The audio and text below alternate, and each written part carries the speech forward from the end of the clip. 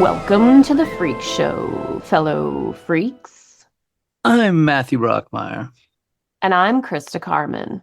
And as always, this is Murder Coaster.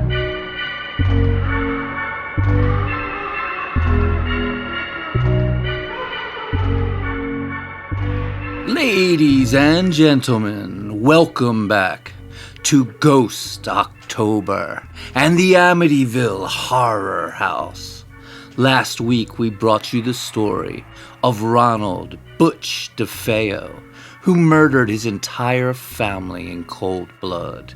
And today we bring you the story of the Lutz family, who moved into the notorious house afterwards, and whose chilling paranormal experiences were the basis of the book and movie, The Amityville Horror. Let's begin. Prologue. The Horror House and the Witching Hour.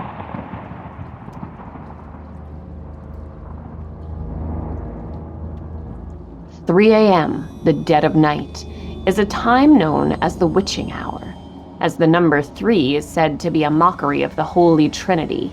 As Shakespeare wrote in Hamlet, "'Tis now the very witching time of night, when churchyards yawn and hell itself breaks out contagion to this world."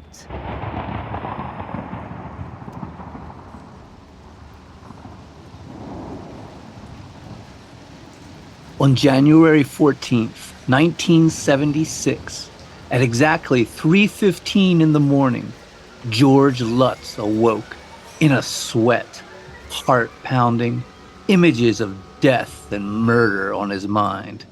For it is believed that it was at 3:15 in the morning Ronald DeFeo Jr. murdered his parents right in the very room where George slept just 13 months earlier. He couldn't sleep, felt filled with an otherworldly force, sick and terrified. It was the house, he told himself. The house had taken on some life of its own and was in his mind, in his head, controlling him. And George began to weep, moaning, "Oh God, help us." George and his family had moved into the house 28 days earlier, and since that moment, everything had grown dark and weird, bizarre and horrifying.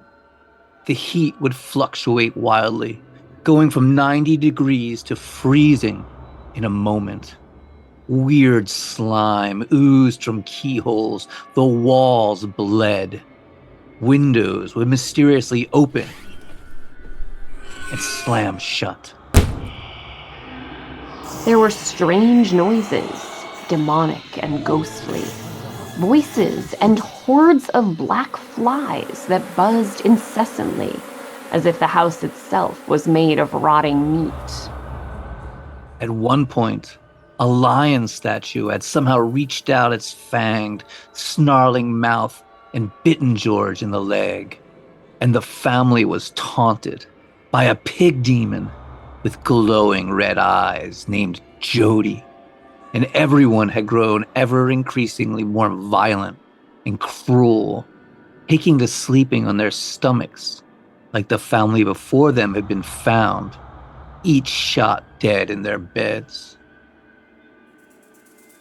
As George lay there in bed, weeping, his wife rose up in a trance and began to walk, zombie-like, across the bedroom. Eyes open but dull and unblinking. Mouth hanging open, drool spilling over her chapped lips.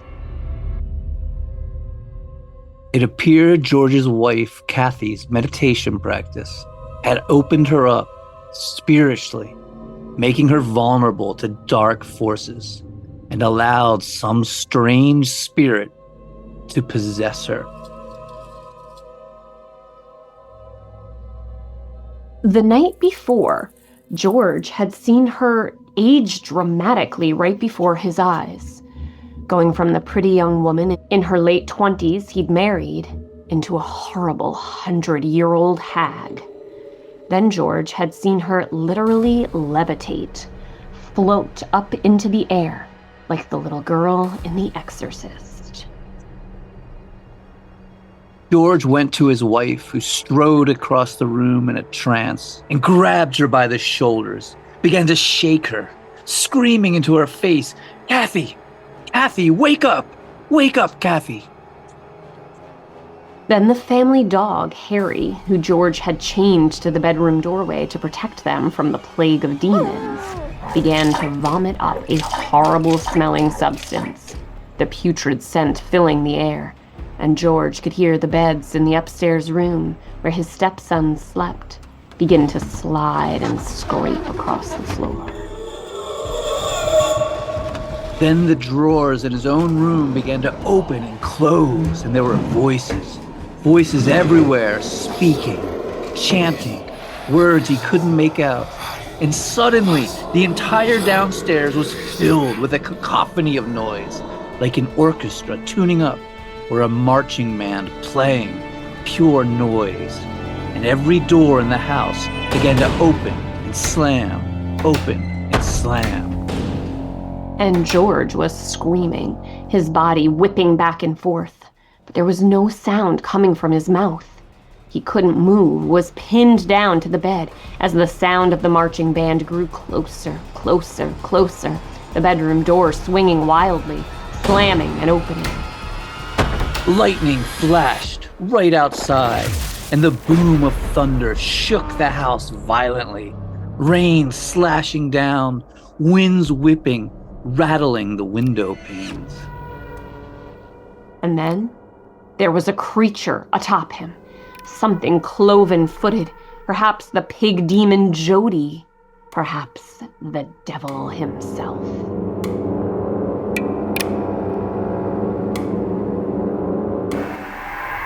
George Lutz was so filled with terror that he passed out cold. When he awoke, his two stepsons were shaking him, crying out, "Daddy, Daddy, wake up! There's something in our room!" "What? What's in your room?" "A monster. It doesn't have a face. It tried to grab us, but we ran away." George rose, forcing himself off the bed, though something seemed to be holding him down. But he struggled, managed to break free, barreling over the young boys and knocking them down as he did so. He then noticed the dog barking and growling in the doorway, and George went to the door and looked up the staircase, peering at the banister to the top floor, where a gigantic hooded figure in white stood, pointing at him.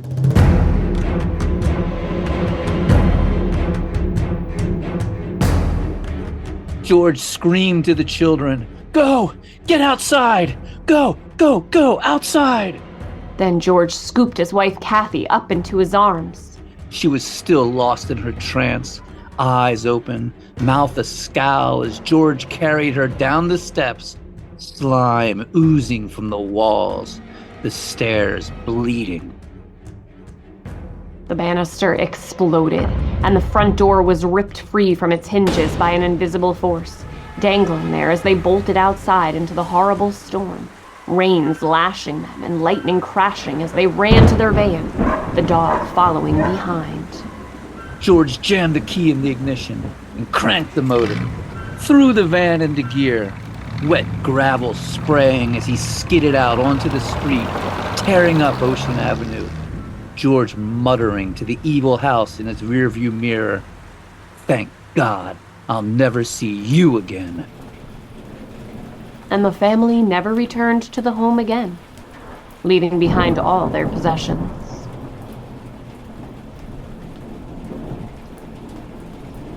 At least, that's the story we're told happened in the book, The Amityville Horror. But weather reports from that night would reveal there was no storm, there was no lightning, there was no rain. The neighbors would say they didn't hear a thing. And it would be revealed by the next owners that the doors were fine. The old craftsman banisters still solidly in place. No blood on the walls or ooze on the floor.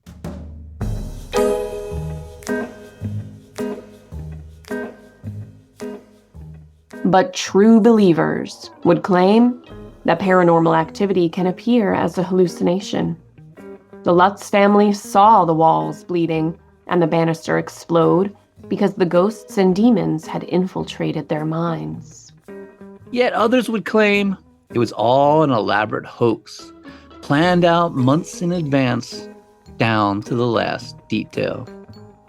What is the truth? And who were the Lutzes? What really happened during those 28 days in Amityville? Well, folks, let's get into it. Chapter 1. The Lutzes.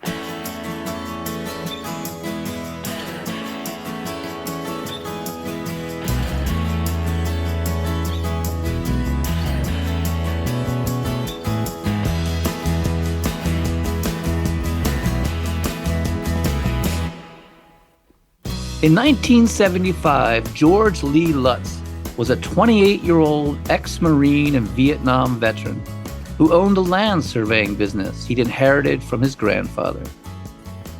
He was a big, round-faced guy with a beard, burly and strong, a real man's man, but with a sweet side, a big, easy smile and a twinkle in his eye. He kind of looks like a Muppet, to be honest.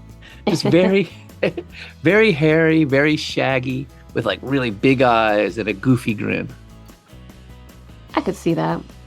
And George was really into motorcycles, especially choppers, or customized Harley-Davidsons with lots of chrome and long, extended handlebars.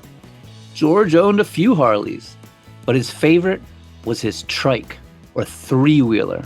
He'd completely customized it, painting it all black, with a gas tank shaped like a coffin. Pretty badass, I gotta admit. Are there pictures of this online? Absolutely there are. I've never checked that out. I'm gonna check that out. Kathleen Connors, also 28, was a recently divorced waitress at the 66 Diner, with 3 children, Danny, 9, Chris, 7, and Missy, 5.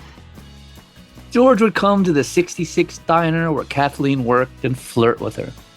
And one day, Kathy had car trouble. Couldn't get the car to start, so George gave her a ride home on his Harley.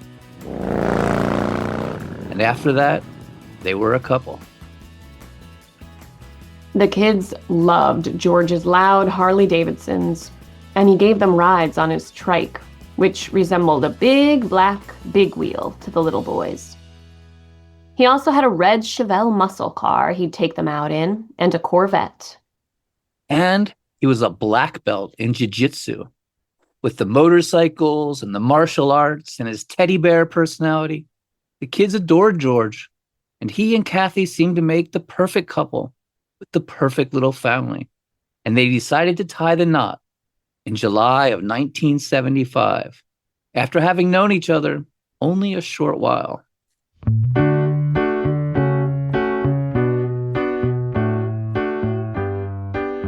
George was a non-practicing Methodist, and Kathy was a divorced Catholic.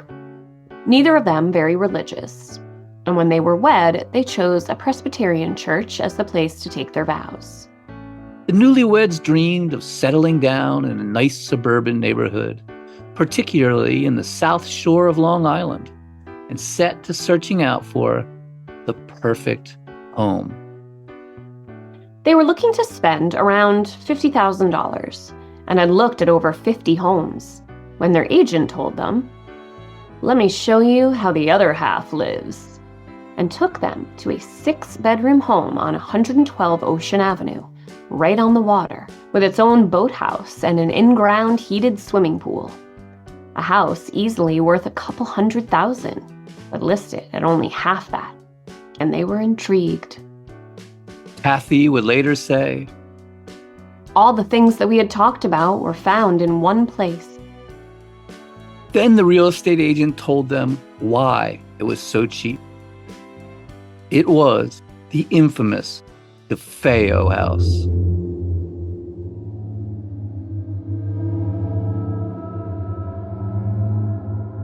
what the neighborhood kids called the House of Horror, where a family of 6 had been shot dead in their sleep by their druggy son. Butch was still on trial at the time, and the house had been on the market for nearly a year. But the fact of the murders didn't really bother George and Kathy too terribly much. The only real worries they had were how the children would react and whether they'd be teased at school. But the kids loved the house. It was right on the water, had a big yard, was in a seemingly safe and wholesome neighborhood. So George put in an offer of $80,000, and the bank, who was selling the home, accepted his offer. So they secured a mortgage, put down a deposit, and on Thursday, December 18th, 1975, just 2 weeks after Butch DeFeo was found guilty of murdering his family, George and Kathy moved into their dream home. And for an extra $400, the bank let them keep all the furniture in the house. This, to me, is just the absolute creepiest thing, man. They had the kids sleeping on the same bed frames that the house's former children had been murdered on. And I'm not even superstitious. I don't even believe in all this kind of stuff, but dude, that freaks me right the fuck out. Yeah, I wouldn't do it. There was still blood stains on the floor and bullet holes in the walls. So freaky, man. Missy got Dawn's room with that wallpaper with flowers printed on silver foil. Missy also got Dawn's bed and her dresser. Photographs of Dawn's room and Missy's room look nearly identical. Very creepy. Christa forgot Butch's room with that polka-dotted wallpaper Big Ronnie had put up to fuck with Butch. But Chris actually loved that wallpaper. He thought it was neat. And honestly, it's pretty cool. It has that pop art 70s feel to it. Supposedly, one of George's friends, who was Catholic, insisted they have a Catholic priest come by and bless the place. George knew just the guy.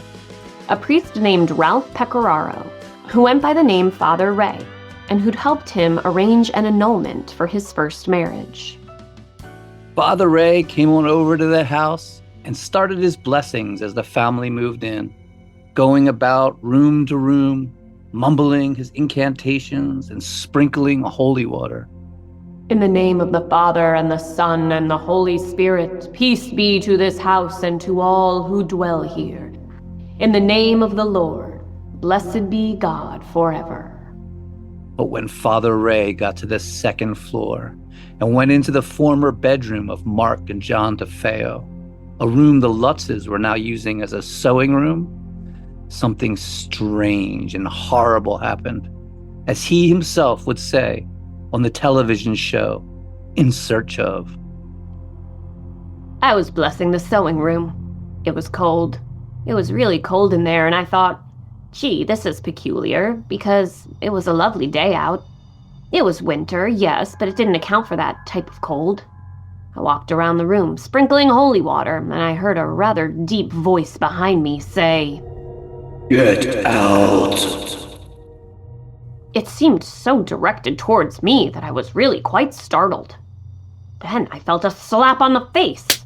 I felt somebody slap me, and there was nobody there. Might want to leave off that communion wine there, Padre.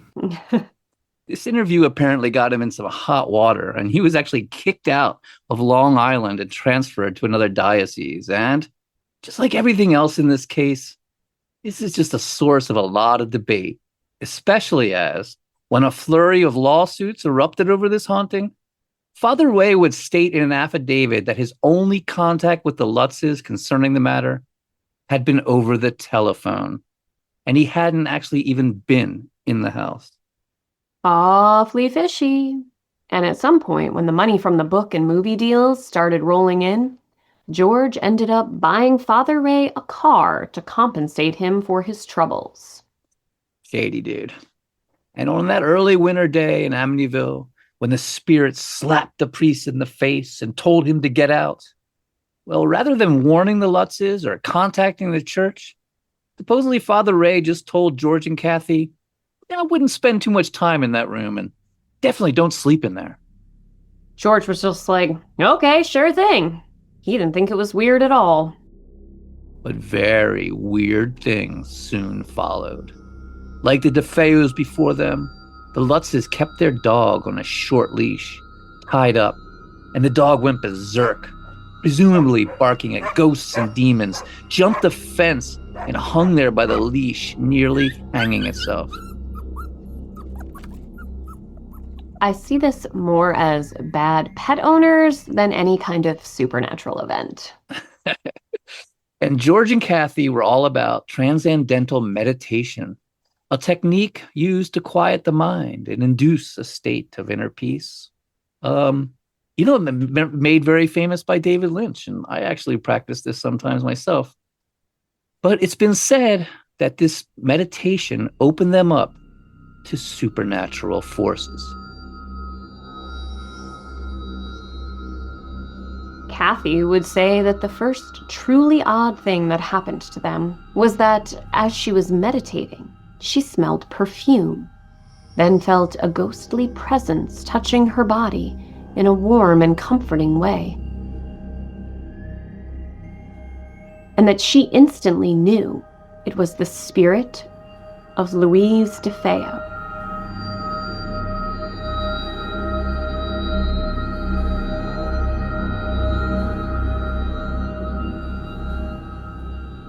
Am I wrong to find that kind of sexy in like a ghostly way? Is that just me?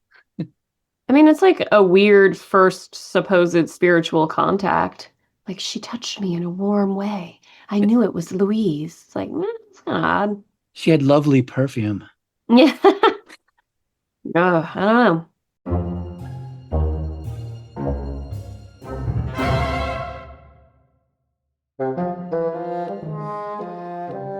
The large spooky house had all kinds of weird hidden areas. In the basement was a hidden room within a room. A tiny cinder block area in a closet, painted bright red, said to be a portal to hell. This tiny part of the foundation is believed to be the only remnant of the original house that was built on the property at the turn of the century and later hauled away. It's a very common thing. For some reason, the remnant of the first house. It just sounds fucking spooky to me. There's a video of one of Dawn's old friends showing the room off, saying it was just a cubbyhole where they stored toys, nothing more. But seeing that girl in the little cinder block compartment, claiming it wasn't creepy at all, well, man, I don't know. To me, it looked creepy as hell. It's just like the idea of a hidden chamber. It sparks things in our mind. And so much of this case involves deep-seated, uncanny, and existential elements of the human psyche. And in Christopher's room, in the closet, was a panel that would come loose, exposing a little hiding space. And it is here, ladies and gentlemen, that we can solve the murders, the haunting, everything. Here is the linchpin of it all. For in that hidden compartment in the closet, Christopher found a plastic bag stashed deep inside, containing pills, Quaaludes, which the young boy dutifully turned over to his stepfather. That's a wild find. Chris claims he found an old bag of Butch's Quaaludes hidden in the closet. And this would explain everything. As we said last week, Quaaludes, which would eventually be taken off the market, were notorious for causing blackouts and bizarre behavior. That would explain the murders and the haunting. They were all high out of their minds and blacked out on powerful drugs.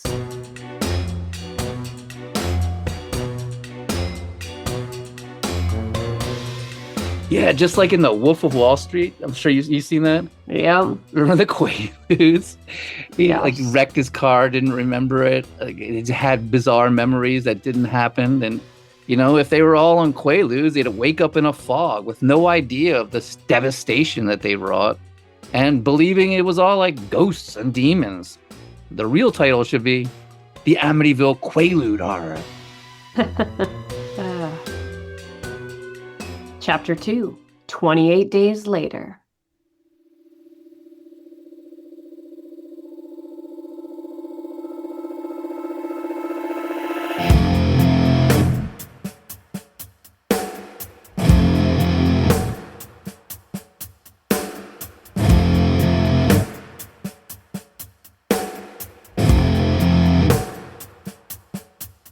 Like a sculpture put together by a maniac, everything's rearranged. Light a candle, try to burn out the emptiness, the stain won't go away.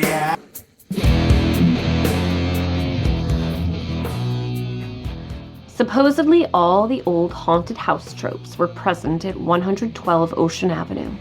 Horrible smells, creaks and groans, even ectoplasm, that supernatural viscous slime brought by the manifestation of spirits.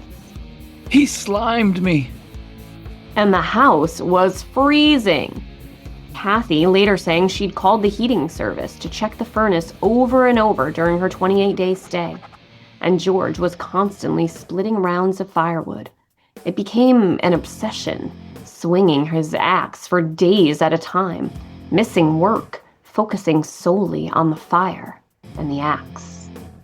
But, it was December in a large, drafty house built in the 1920s with no insulation. The house was said by all to be notoriously drafty and uninsulated. And of course, there were all the flies, which was very strange for the middle of winter. And there was a horrible smell. Strange odors and flies. Well, it had only been 13 months since the murders, and the DeFeos were not known as the most clean people. They'd even left bowls of ice cream in the living room the night they died.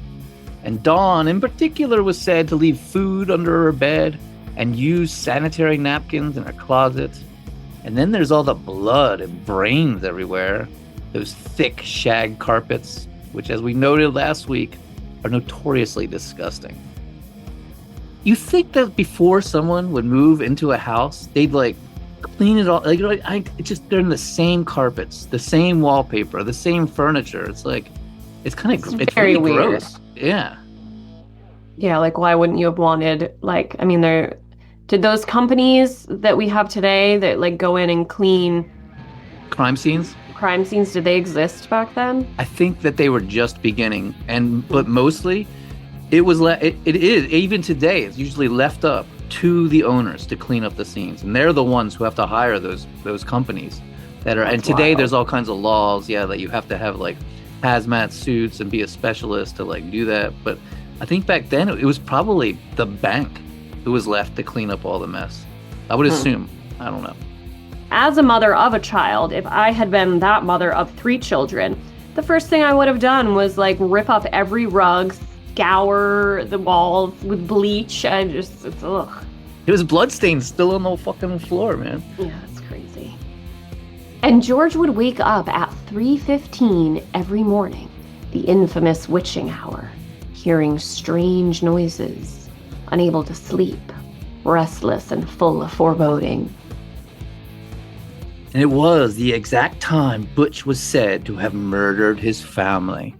But that's just, no one heard any gunshots. No one knows what time it happened. And if you think about it, Butch was watching that movie that night, and that ended at 1. So the murders probably happened earlier than 3 a.m. I mean, I'm assuming, just using my own little armchair detectives research. And Dawn, remember, from the autopsies, was shown to have been killed 4 or 5 hours after the rest of them.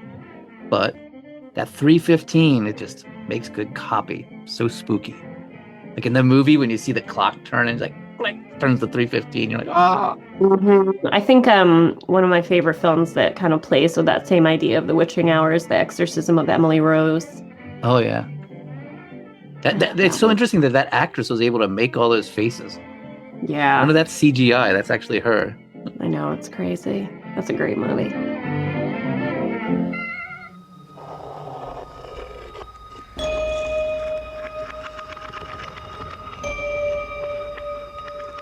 The porcelain toilets turned black and were supposedly still black when paranormal investigators would later arrive. Though for some reason this was not photo documented. The children grew strange and cruel, mean-spirited, unruly, forcing George, who in reality had only known them for less than a year, to administer strict punishments. George was consumed with what he called, quote, thoughts not of his nature, that came from some unknown entity. He was irritable and quick to anger, fighting with Kathy and the kids. He'd make the children line up and order them about like he was a drill sergeant, smacking them with a wooden spoon if they didn't listen. He became obsessed with Butch DeFeo, thinking he looked like him. Though, despite the beard, I really don't see it. Butch was a scrawny junkie with dark hair. George was a big, round-faced blonde guy. I don't know. George started going to the bar down the street, where Butch had hung out. Which to me is an indication that he's beginning to do some serious drinking, and possibly even dabbling into hard drugs. George claims the bar was called the Witch's Brew, but it was really called Henry's. Though Butch and his friends called it Highs, because it was where they went to get high. While George is at the bar, Kathy was still being seduced by the ghost of Louise DeFeo, engulfed in the scent of perfume and caressed by the, quote, touch of a woman who wanted to comfort me. Sometimes the touches would thrill her so much, going from comfort to icy fear, that she would pass out cold.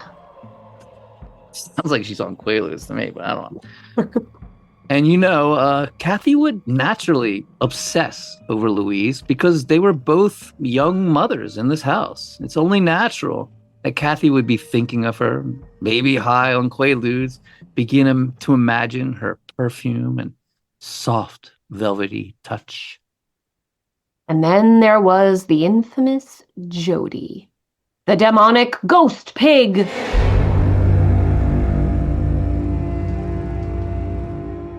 Ah, yes.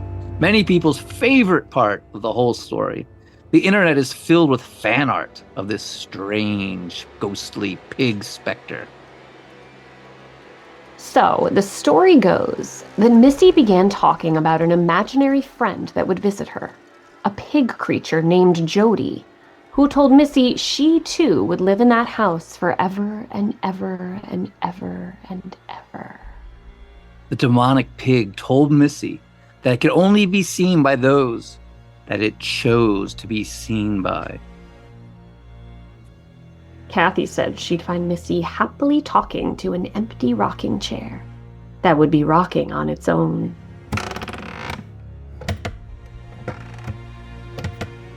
That is creepy as hell.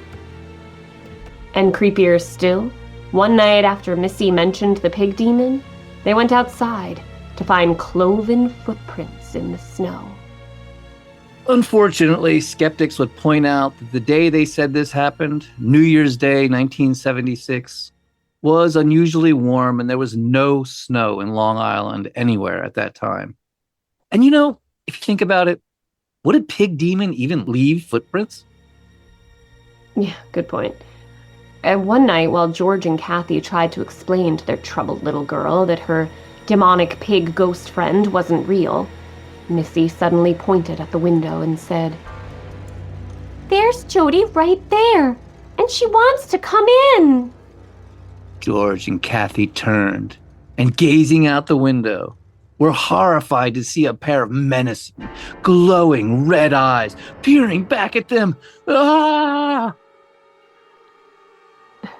Kathy was so terrified, she threw a chair at it.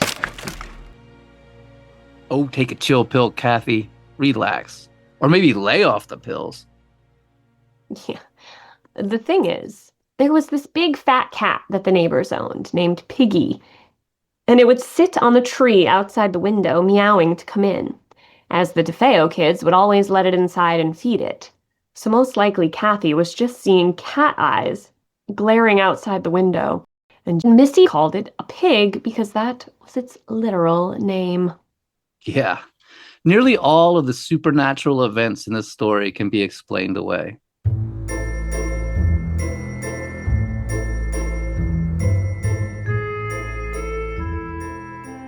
Which is a little disappointing, but also is what it is. The strange goo they found, the ectoplasm, was thought to be traces of the material and ink that was used by investigators to obtain fingerprints. You can see it on the doors in the crime scene photos.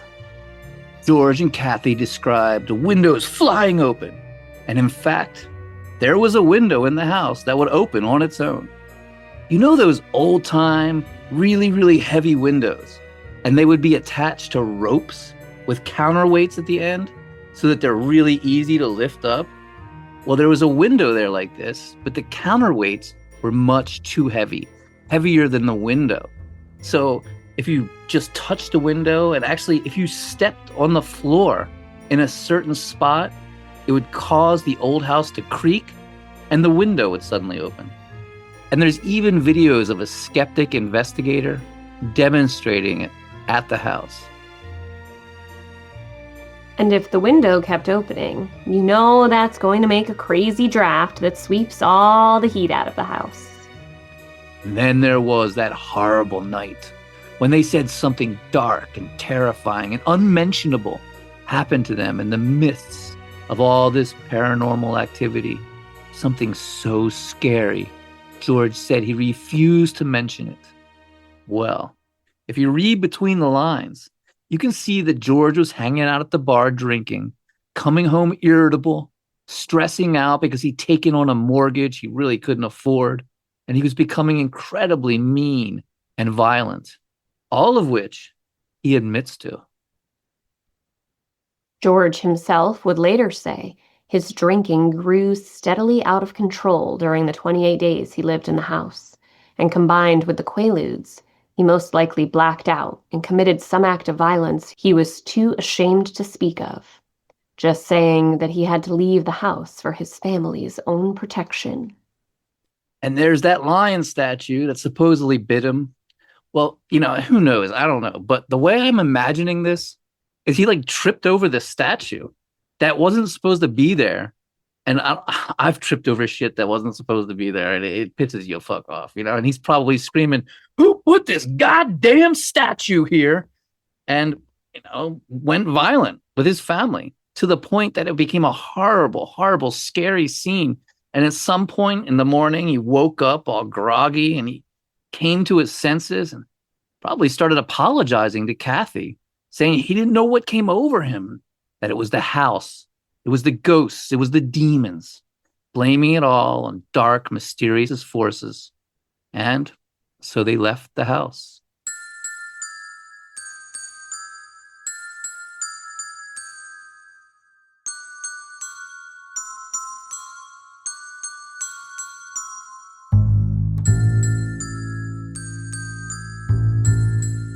That's a pretty wild commitment that you're so hell-bent on covering up your own culpability in your shitty behavior that you just walk away from an $80,000 house. That's wild.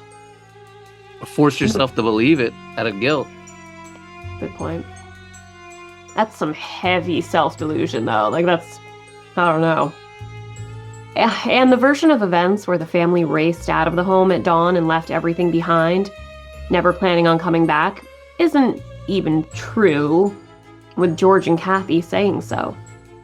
George and Kathy say that after a horrific night of intense paranormal activity, they got up in the morning, as usual, the kids making their beds, going off to school, and George and Kathy then sat around the kitchen table discussing how bad their relationship had gotten, blaming it on the house, and deciding it would be best to just get away for a while. It's even said that this was at the suggestion of Father Ray, who the couple had called asking for advice and family counseling, and he told them they needed a vacation. So when the kids got home from school, they packed a few belongings and just calmly left for Kathy's mother house. George said he was planning on returning, just wanted a little vacation. So, did the Lutzes think the house was truly haunted? As we'll see, it really all depends on whose version of events you believe. But I'm thinking that they probably did think it was haunted. I mean, the whole situation is just so creepy. It was a very big house, full of dark shadows, where a horrible and mysterious mass murder had just occurred. 6 people, 4 of them children, shot dead in their beds. And it was the dead of winter, the days as short as can be.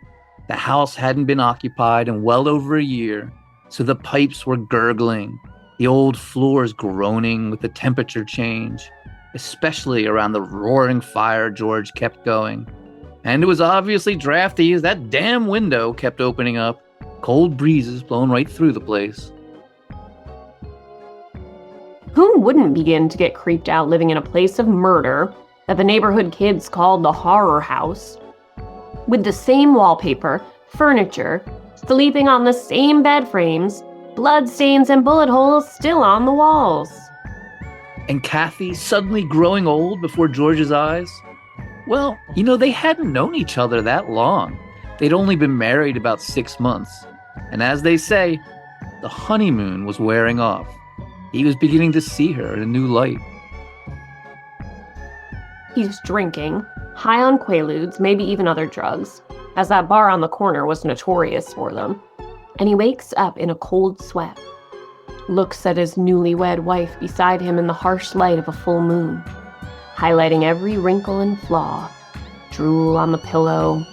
He sees her, as he says, as an old ugly hag. And what's fucked up is not that he saw her as an old woman or hag, or that she was drooling. I mean, come on, lots of people drool in their sleep. It's incredibly common. What's fucked up is that he immediately begins shaking her and screaming in her face. That's not cool, man. Everyone focuses on Kathy suddenly aging, but no one notices on the fact that George is grabbing his wife and violently shaking her and screaming in her face. Can you imagine being woke up in the middle of the night and your husband's shaking you and screaming in your face? What the fuck, dude? That's wild. Later, George and Kathy would take a lie detector test. Not that that really means anything, as we've seen time and time again. The guilty can pass and the innocent can fail. But regardless, both George and Kathy passed the polygraph, which admittedly was only 5 questions, and they went to their graves saying it was true. So, while I believe that, while they definitely embellished it and added some straight-up lies, they really did think that the house was haunted and that they'd had a paranormal experience. And if they were eating Quaaludes and drinking, they were probably blacked out and imagining all kinds of crazy shit. It's like chaos magic. If you can convince yourself that something happened, that something is real, well, then in your mind, it's happened and it's real.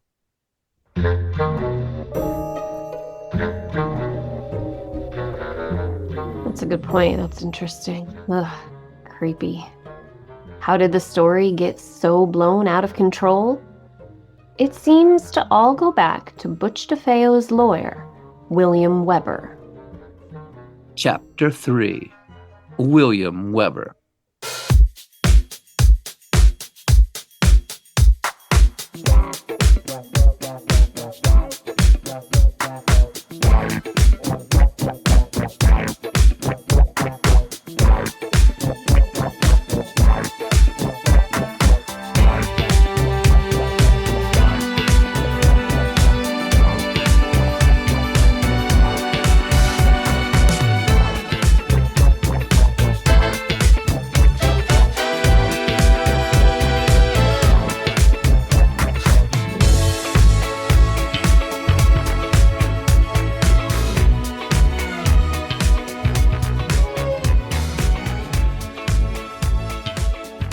Butch's second lawyer, William Weber, a public defender he received after his grandfather Michael refused to keep paying his original lawyer, had been trying to introduce elements of the supernatural into his client's defense since the beginning.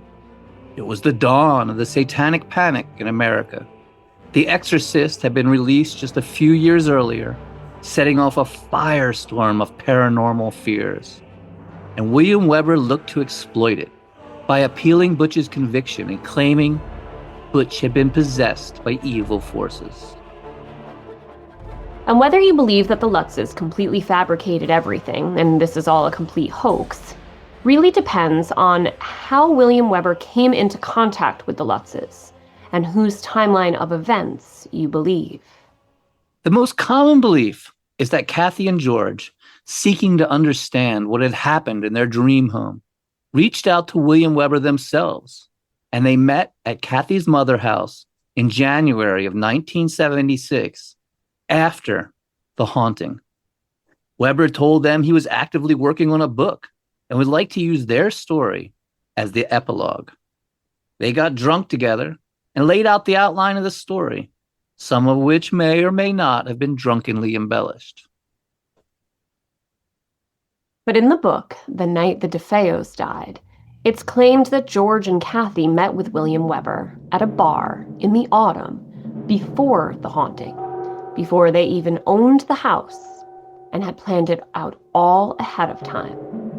Which would mean it was a complete hoax, a complete fabrication with no basis in reality at all, a pure scheme to make money and free Butch DeFeo. This is quite the accusation, and if true, throws the entire story into a new light. Quite scandalous. Yeah, many believe the Lutzes exaggerated things, got drunk with William Weber, and inflated the horror. But this theory, that they'd met before even moving into the house, takes it a step further, claiming it was all premeditated and absolutely nothing happened at all. The problem with this theory is that the author relies on the testimony of Geraldine DeFeo, Butch's wife, who he may or may not have been married to at the time of the murder. This mysterious woman has changed her story so many times, it's hard to believe anything she says. And to this day, the children, Danny and Christopher, say strange things did happen in that house when they were children, that their mother was terrified, that it was all extremely frightening. And we don't pretend to have definitive answers, but I suspect that the version of events that actually unfolded is that William Weber came to the Lutzes after the haunting, with his idea of both getting Butch's conviction overturned and writing a book to make some money, which sparked George and Kathy's interest. They got drunk on wine and, fueled by Weber's desire, started exaggerating and even coming to believe elements of the supposed haunting. And if they were, in fact, blacked out on Quaaludes for much of those 28 days, they would be looking at the events through a haze and be easily open to suggestions. Who knows? But the Amityville Horror House, which, by the way, was an expression the locals used for the home after the DeFeo's murders, and not a name thought up by Jay Anson as he claimed, was now a hot commodity. Originally, crime writer Paul Hoffman was brought in to write the book, which was to focus on the murders and only have the haunting as an epilogue at the end, the opposite of the book that would eventually be written. So William Weber started a publicity campaign, beginning with a February 14th, 1976 article in the local Long Island paper, Newsday, headlined, "DeFeo Home Abandoned. Buyer Calls It Haunted." The article was even accompanied by a photograph of a screen door, supposedly battered by ghosts. After this, several Long Island newspapers picked up on the story, many claiming the evil force in the home was what caused Butch DeFeo to murder his family. On February 16th, George and Kathy, with Butch's lawyer William Weber, held a joint press conference where George said, "Well, no objects flew around, there was no wailing. We moved out because of our concerns for our personal safety as a family. There is a very strong force in there." This seems like confirmation that a very violent incident occurred, and that is why they moved out. George would also publicly state that he thought Butch was innocent, that something in the house had caused him to kill his family, and it wasn't his fault. Days later, William Weber would tell Channel 5 News that the haunting was evidence that should win his client a new trial, saying, hey, certain houses can be built or constructed so as to create some sort of electrical currents through some rooms. All of this was strictly a local affair, but it was followed by a story in Good Housekeeping, with an April 1976 article called Our Dream House Was Haunted, that propelled the story nationwide. Every suburban mom in the country read that magazine in the 70s. I remember copies of it laying around my house when I was a really little kid. My mom definitely read that. George contacted a Dr. Stephen Kaplan, the self-proclaimed head of the Parapsychology Institute of America, and a vampirologist. How do you even say that? Vampirologist. Yeah. Dr. Kaplan offered to do an examination of the house and warned that no amateur should, quote, mix into these things because they do not know how to handle a hostile spirit. But the vampirologist was all set to bring a coven of witches to the house and investigate the evil forces at work when he and George had a falling out, leading Dr. Kaplan to publicly call the haunting a possible hoax, saying, if George Lutz does not invite me into the house, then I will have to believe the possibility that a hoax has been presented. Kaplan would later claim, with no proof, that the Lutzes personally knew Butch DeFeo and the whole thing was a setup to get his conviction appealed. And he went on to write a book about the haunting titled The Amityville Horror Conspiracy, claiming it was all a hoax. Meanwhile, in prison, Butch DeFeo would say this about it all.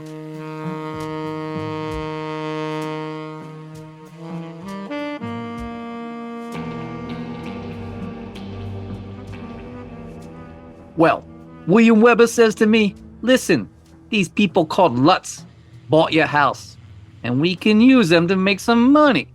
I go, what are you talking about? He goes, we got the Godfather and the Exorcist all in one here.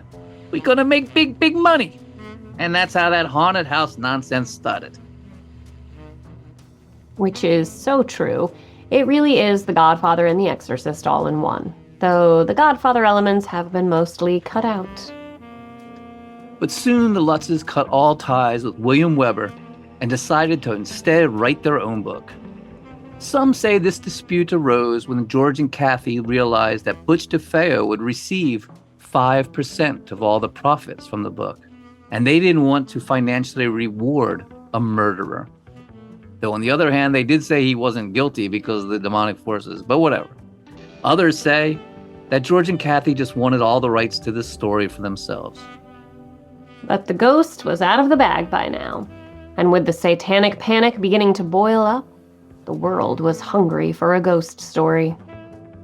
When Laura Didio from Channel 5 Action News had been doggedly following the case and had hit it off with George and Kathy, becoming friendly with the couple, and she told them,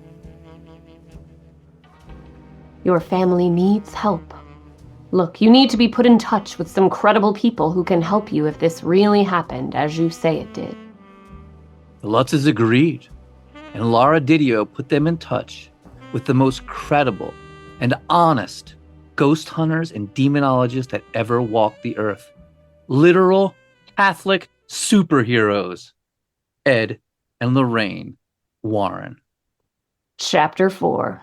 Ed and Lorraine Warren to the rescue!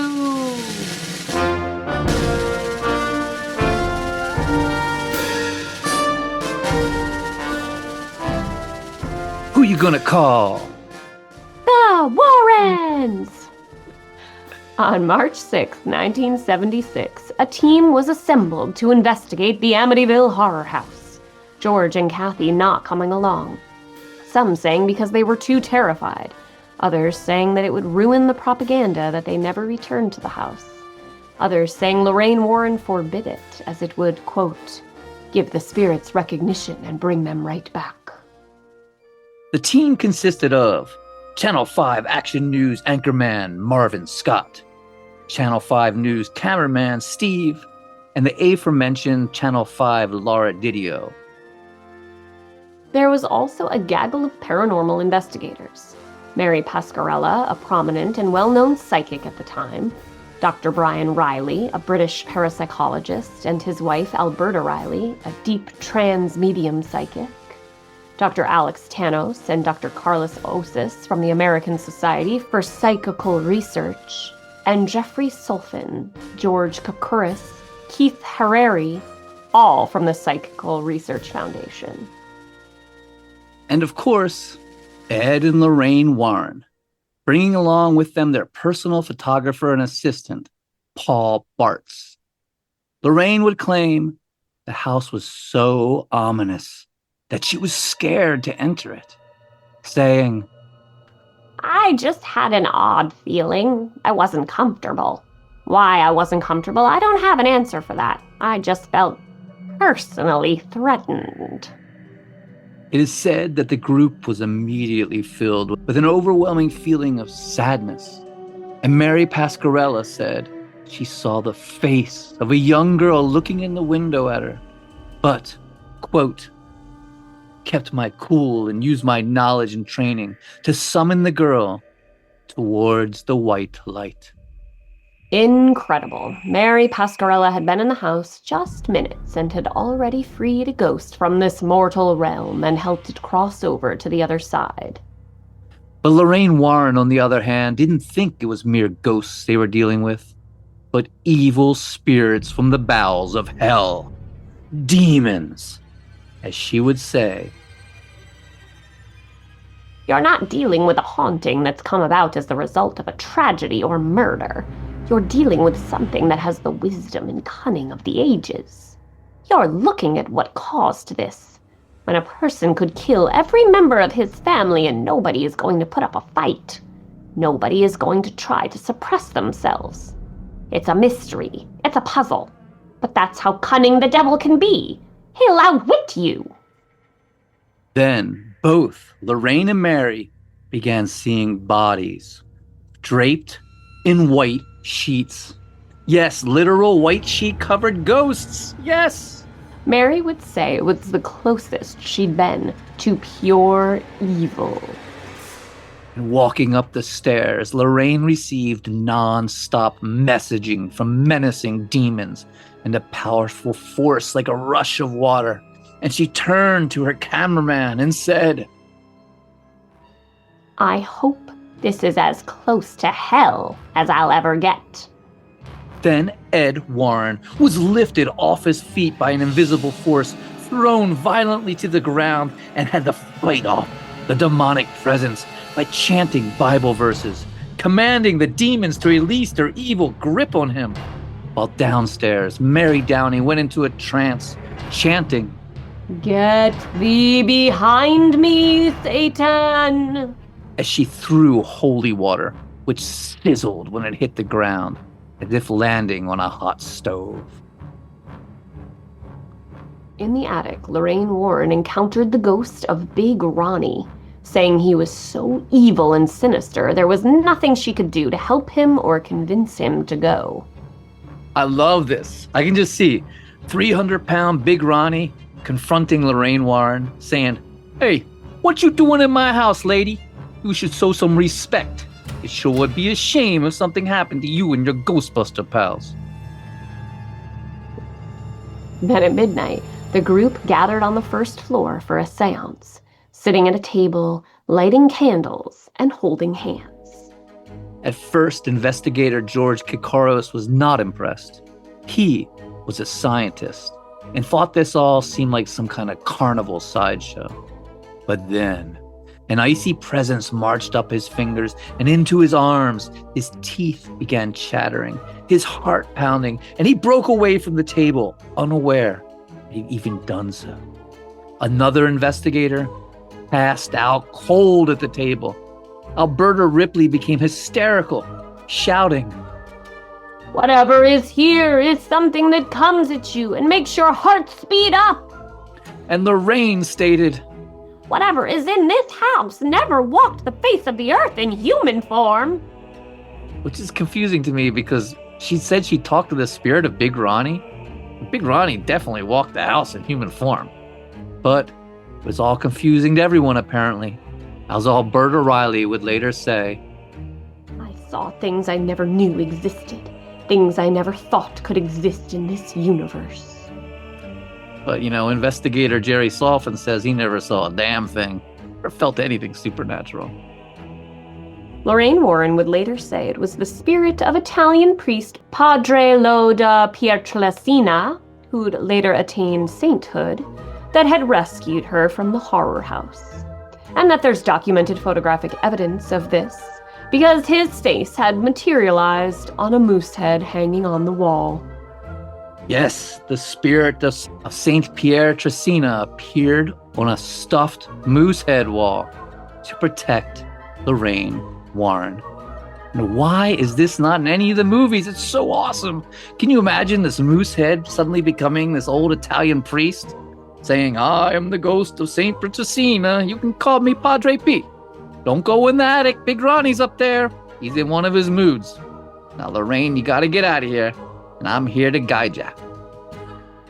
And then there is a very, very creepy picture taken that night that is believed to be the ghost of either Mark or John. A picture touted as absolute proof that ghosts exist.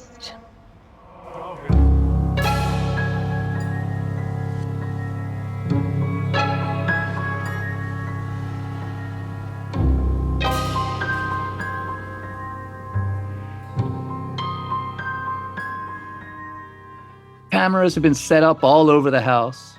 Unfortunately, somehow missing when Ed Warren was rolling on the floor battling with demons. I fucking absolutely would have loved to have seen that. But there was a camera set up in the hallway facing Missy's bedroom, set to go off every 5 minutes with a flash.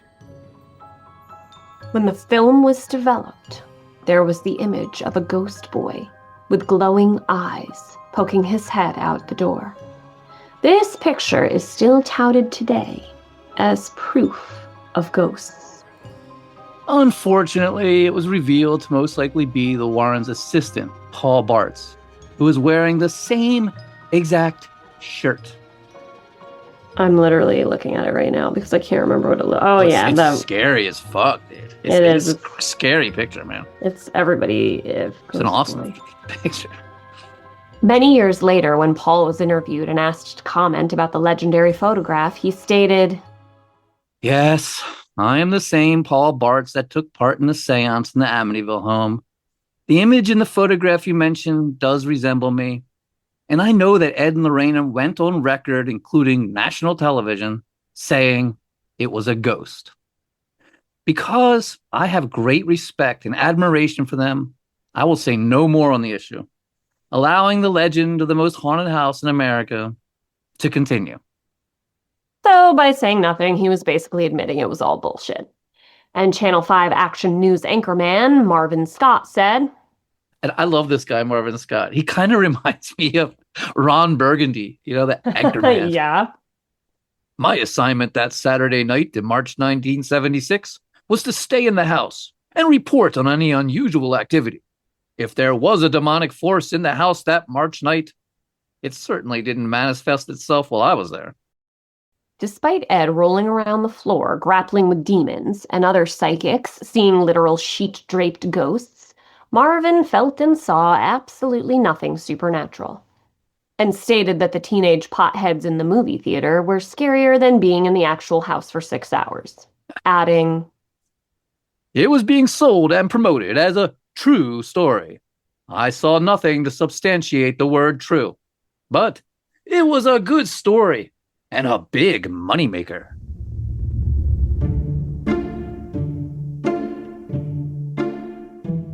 For the Warrens, the horror would continue, the dark presence following them home, a presence Lorraine described as a diabolical confusion. This diabolical confusion attacked Lorraine when they arrived home that night, pinning her to the bed, a cyclone of wind and black energy as she screamed, In the name of Jesus Christ, I demand you leave and go back where you came from. Then Ed came running into the room and dove under the covers with Lorraine and said, "Honey, you got any idea what just happened?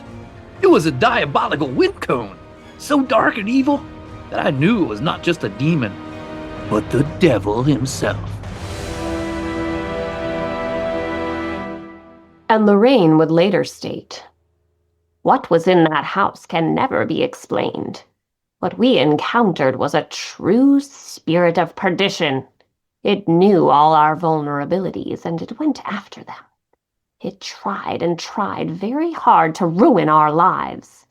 It even tried to physically kill us."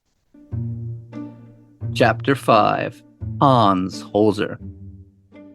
As we mentioned in last week's episode on Butch, one of the first paranormal investigators to be contacted by Butch's lawyer, William Weber, was Dr. Hans Holzer, the world's most renowned parapsychologist at the time, known as Ghost Hunter. It was Hans who introduced many of the ideas we hear floating about today, in particular about Native American legends, as well as the theory that Butch and Dawn were lovers. And his book, Murder in Amityville, was the basis of the movie Amityville 2, The Possession.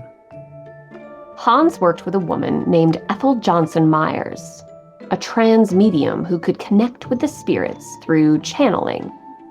On January 13th, 1977, Hans, Ethel, William Weber, and Joan Didio from Action 5 News held a seance in the Horror House, which would spark the Native American curse part of this story. But this idea of a Native American curse in Long Island was not a new thing. In fact, there are 2 legends of Native American curses in the area, and it's said that Butch's lawyer, William Weber, first heard some children talking about the curses, and then related the tales to Hans Holzer, who told them to Ethel Myers.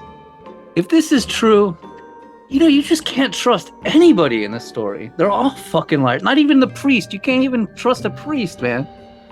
Are we that surprised by that? No, but I don't know. It's just, everybody's just so fucking full of shit. The original story, according to an article in Newsday by Steve Wick, was that an Indian chief named Takapausha accused the Dutch settlers of not properly compensating his tribe for land, causing a war to start. And the Dutch hired an Indian fighter called John Underhill from Salem, Massachusetts. And in a place called Fort Neck, John Underhill and his gang killed 120 natives who were buried in a mass grave. The Long Island legend states that because of the horrors, Takapusha was out to seek revenge. Another well-known story is of the Indian princess of Lake Ronkonkoma, who kills 2 lovers per year for revenge. So, as soon as Ethel Myers arrived for the seance and stepped out of the car, this little old white lady all huddled over, she looked up and said, quote, "There's an Indian around here."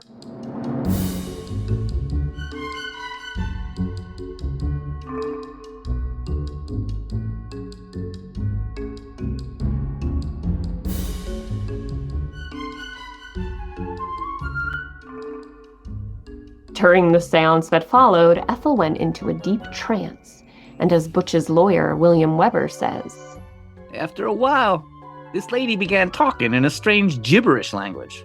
Her voice dropped down several octaves, and she began talking with this Indian chief, whose tomb nearby had been disturbed. Hans asked her, "Well, why are they angry?"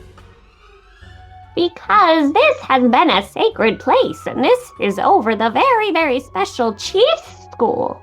I can't move my face." "And what does he make the people of this house do?" "Violence, deaths, I don't know. My skull's cracked and my neck's stretched. The Shinnecock tribe resided there, and insane and possessed folks were held there." After the seance, Ethel Myers would claim that the house had been built over an ancient Native American burial ground, and the angry spirit of a Shinnecock Indian chief, Rolling Thunder, had possessed Butch DeFeo, driving him to murder his entire family.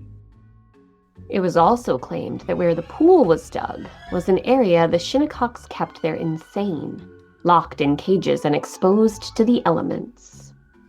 But this was all denied by local Amityville Historical Society, and it was pointed out that it was the Montecuit Indians, not the Shinnecocks, who had been the original settlers in the area. And while there were rumors of native curses in Long Island, none of them were said to have been in the actual town of Amityville, much less at 212 Ocean Avenue. And the actual Native Americans from that area found it very insulting. Both the claim that the spirit of one of their chiefs would possess a person to murder 6 innocent people, and the claims that they'd keep their mentally ill locked up in cages, saying there was no record of that ever happening, no such thing, and they were a kind people who cared for their ill. Chapter 6: The Amityville Horror.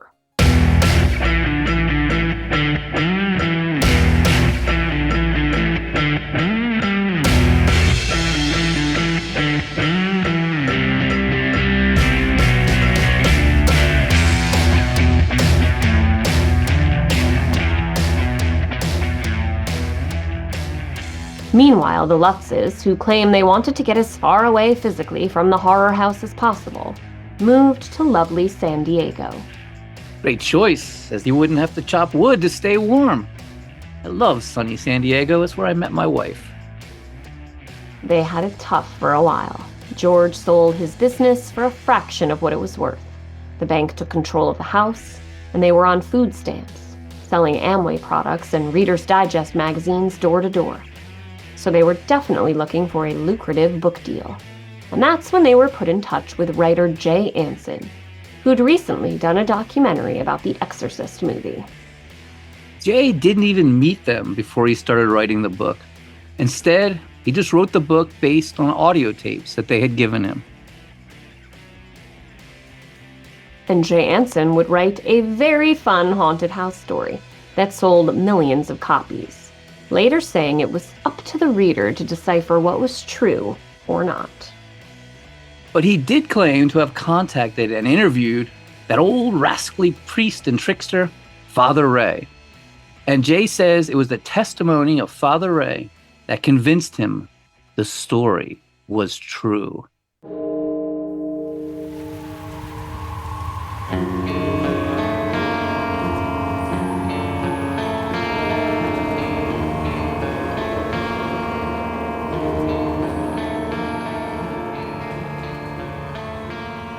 On July 27, 1979, a film version was released, directed by Stuart Rosenberg and starring James Brolin, Margot Kidder, and Academy Award winner Rod Steiger. Quite the classy affair. The soundtrack, which is spooky as hell and awesome, was even nominated for an Oscar. In the first week alone, the film made $21 million. Nowhere near The Exorcist, but a very good turnout nonetheless. A genuine blockbuster. Interesting side note, it was one of the first films completely filmed in New Jersey. And in Amityville, the mayor asked the distributor not to show the film there, as the locals were all pissed off about all the attention and hoopla, and the distributor agreed, and the film was not shown in Amityville. But George and Kathy loved all the attention they received from the book and movie, and went out giving interviews everywhere, relishing their newfound celebrity status. Yeah, and the film got horrible reviews. It did, but I think that George and Kathy going out and giving all these interviews really just brought it up, brought the hoopla up and caused it to be such a big hit. But while being interviewed, George would openly state that the events in the film were definitely overly dramatic. They didn't exactly happen like that. And that the actual haunting had been much more of a psychological thing. Meanwhile, they put the kids into a strict Catholic boarding school called the Orphanage, which Christopher said was horrible. Sounds like it. And deeply troubled Daniel would run away from at 16. In September of 1979, People magazine published an article where Butch's lawyer, William Weber, claimed it was all a hoax that he dreamed up with the Lutzes while getting drunk together. And that, quote, George was a con artist. And there were more and more claims of it being a hoax, many pointing out facts like the weather that was blatantly wrong in the book. And eventually the hoax claims proved to be too much, as George and Kathy were constantly hounded, laughed at, mocked, belittled, and questioned. In 1980, George and Kathy divorced. While the house is still a subject of fascination and a tourist destination, there have been no further reports of paranormal activity. In an attempt to thwart tourists, ghost hunters, and the morbidly curious, the address has been changed and the iconic quarter moon windows replaced with square ones, which is sad. But you know, I may be part of the problem because I would definitely go there and check it out. Same. There's no mistaking the house, especially as Google Maps has it boldly listed as the Amityville Horror House. It's estimated that George and Kathy made around $400,000. And George would attempt to turn his experience into a cottage industry, writing books and exploiting his ghostly fame until the day he died. Author Jay Anson, however, is estimated to have made upwards of $16 million. That is some serious money. And Jay would famously say, when asked if the story was true, that he just wrote the book, and it was up to the reader to decide what was true or not. When confronted with some of the blatantly erroneous information in the book, such as the fact that there was no snow on the ground in Amityville on January 1st, 1976, or that there was no lightning or rain on the 14th, Jay honestly stated he was just in it for the money, that he was going to retire to a tropical island and have truckloads of cashmere sweaters brought to him. But, sadly, Jay Anson wouldn't live to enjoy the many millions and millions of dollars he made off of the Amityville Horror, for he died of a heart attack in 1980, just a year after the release of the hit film, at just 58 years old, further adding to the legend of the Amityville curse. God, that sucks. I didn't realize he died so soon after the book. It was while he was writing another book called, you ready? 666. Damn.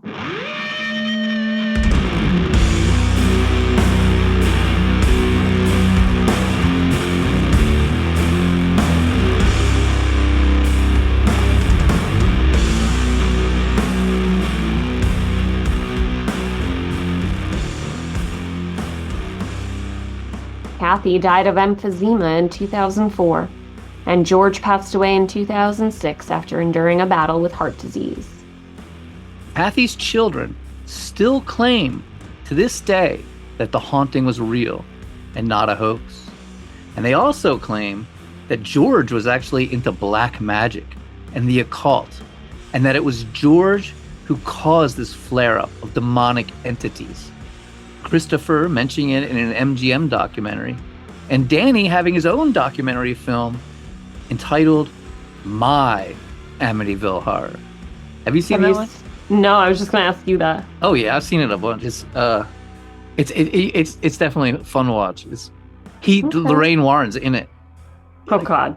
And they have like this beautiful reunion. They're like, oh, and then she like takes them down into the basement of her house where all the creepy stuff is, like Annabelle and shit.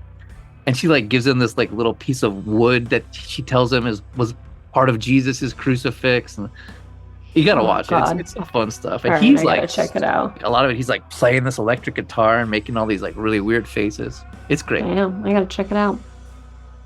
Kathy's sister went so far as to claim that George was an actual warlock and devil worshiper in her book Amityville, My Sister's Keeper. Man, we got all sorts of family members cashing in on this. Yeah, I read that book too. Oh, and for the Warrens, who remained friendly with the Lutzes and would even live with the Lutzes for a few weeks there in San Diego, this would be their most famous case, as well as the one that brought them to national attention. And eventually, with the release of the Conjuring film, which shows the iconic Amityville house at the end, they'd go on to have an entire cinematic universe of ghosts and demons dedicated to them, though most saw them as hucksters and frauds. But if you want to hear more about the Warrens, you're gonna have to tune in next week as spooky season continues with more tales of ghosts, demons, and the supernatural. Thank you so much for listening, and we hope you enjoyed it. And a huge thanks to Malice Ray for letting us use their song Tetraplegia. There's links to their Spotify in the show notes. Check them out. And do you have a case you'd like us to cover? Like the Warrens, we'll be on it. Just let us know at murdercoasterpodcast@gmail.com. That's murdercoasterpodcast@gmail.com. Thank you all so much for listening. See you next week. Like the Warrens, huh? Should we start like our own paranormal investigator team? But we're cynics? Why don't you tell us, audience? Should we let us know? Should we branch out? Should we cover more supernatural cases and debunk them? I love the spooky stuff. I love it. But I also like the super twisted serial killer shit. I don't know. It's all good. Fair enough. Till next time.